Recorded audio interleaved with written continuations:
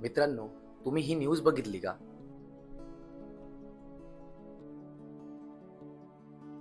हे आहेत आर. राजेश आणि ह्या व्यक्तीसाठी केरळच्या प्रत्येक व्यक्तीच्या डोळ्यामध्ये अश्रू आलेले असणार आहेत. मुळात झालेलं काय आहे, केरळमध्ये कन्नूर नावाचा जिल्हा आहे. त्याच्यामध्ये कारियागोड नावाची एक नदी आहे. त्या नदीला खूप जास्त पूर आलेला होता. नदीची पातळी खूप जास्त वाढलेली होती. त्याच्यामुळे त्याच्या आतमध्ये बरेच लोक अडकलेले होते. तर हे आर. राजेश आणि यांची टीम त्यांना रेस्क्यू करण्यासाठी तिथे गेलेली होती आणि बऱ्याच लोकांना त्यांनी रेस्क्यू केलेलं होतं, बाहेर काढलेलं होतं.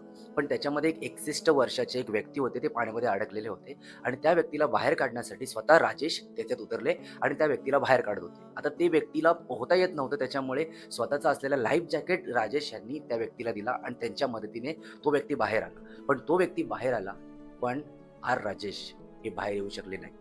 पाण्याचा प्रेशर, पाण्याचा फोर्स खूप जास्त वाढल्यामुळे हे त्या पाण्यामध्ये वाहून गेले.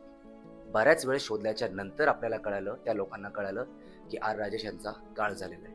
म्हणजे सध्याच्या परिस्थितीमध्ये स्वतःच्या स्वार्थासाठी, स्वतःसाठी लोकांचा जीव घेणारे लोक, त्यांच्यामध्ये आपण लोकांसाठी जीवही देऊ शकतो, स्वतःचा प्राणही देऊ शकतो, असं एक्झाम्पल सेट करून राजेश या देशातनं, या जगातनं गेलेले आहेत. त्याच्यामुळे फक्त केरळच नाही, तर पूर्ण देशालाही या गोष्टीचं वाईट वाटलेलं असणार आहे. त्यामुळे ह्या महान व्यक्तीला सलाम.